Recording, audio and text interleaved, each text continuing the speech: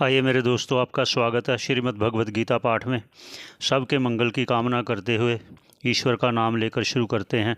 ओम शंकरम शंकराचार्यम केशवम बादरायणम सूत्र भाष्य कितो वंदे भगवंतो पुनः पुनः ईश्वरो गुरुरात्मेति मूर्ति भेद विभागने व्योमवत व्याप्त देहाय दक्षिणामूर्ते नमः। ओम शांति ही शांति ही शांति ही।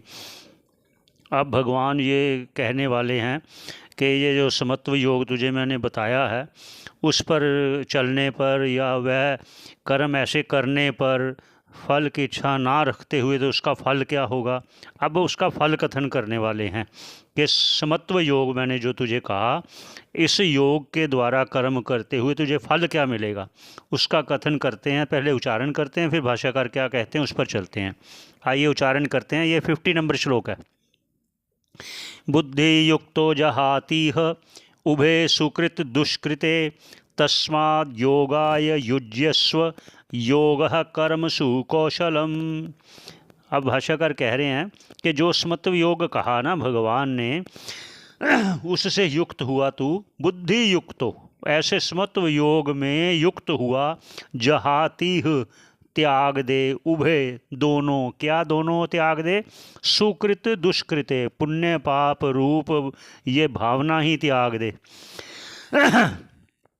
ऐसे पुण्य पाप समझ ही ना, तू अपने कर्म को करता चल ईश्वर अर्पण बुद्धि से।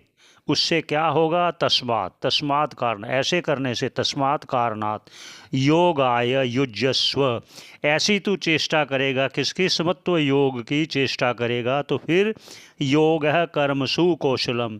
ऐसे योग में क्या है फल, वो अब कहने वाले हैं। योग है कर्मसु कौशलम, ऐसे योग में युक्त हुआ, फिर कर्म में ऐसी कुशलता होगी। क्या कुशलता होगी? जैसे कर्म का स्वभाव है बंधन में डालना, क्योंकि जो कर्म करेगा वो फल की इच्छा को लेकर करेगा। अगर फल की इच्छा को लेकर करेगा तो फल उसे मिलेगा, फल मिलेगा तो फिर वही देह मिलेगी, फिर संसार मिलेगा, तो फिर ज्ञान प्राप्ति नहीं कर पाएगा। इसलिए अगर तू ऐसा समत्व योग से युक्त होकर कर्म करेगा तो उसमें कुशलता ये है कि समत्व भाव के कारण वह कर्म तुझे बंधन में नहीं डालेगा। वह फिर आपके अंतःकरण को शुद्ध करता हुआ आपको ज्ञान प्राप्ति की योग्यता प्रदान करेगा। ये फल होता है ईश्वर अर्पण बुद्धि से किया हुआ जो कर्म है।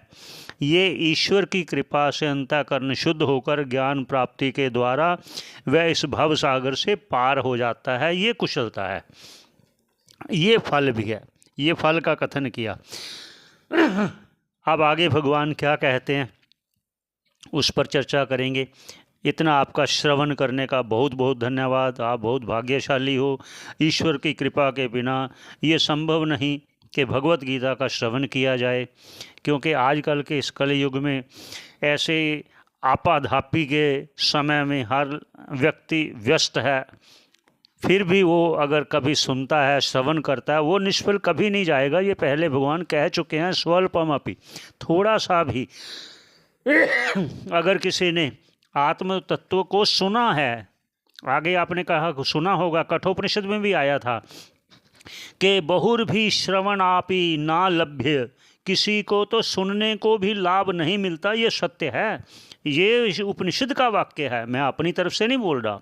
श्रवण करने का आपका बहुत बहुत धन्यवाद। आपका धन्यवाद।